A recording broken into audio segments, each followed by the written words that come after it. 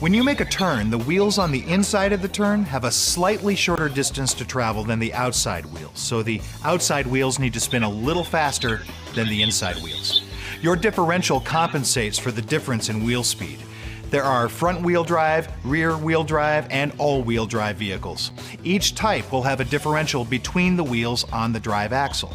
All-wheel drive vehicles have an additional differential between the front and rear axles. Some differentials are fairly simple mechanical devices. Modern drivetrains have led to more sophisticated differentials with electronically actuated controls. Some vehicles use their differentials to direct torque to individual wheels to enhance handling and stability. Your differential is cooled and protected by special fluid. The differential is a high friction area, so it gets hot and bits of the differential components break off and can cause internal damage. This fluid needs to be changed as recommended to protect the differential. If you drive under severe conditions like towing, off-roading, or hauling heavy loads, you may need to change the fluid more frequently. Because differentials vary so much in their design, their service intervals can vary greatly. Check your owner's manual or with your service advisor about when you should have a differential fluid service done.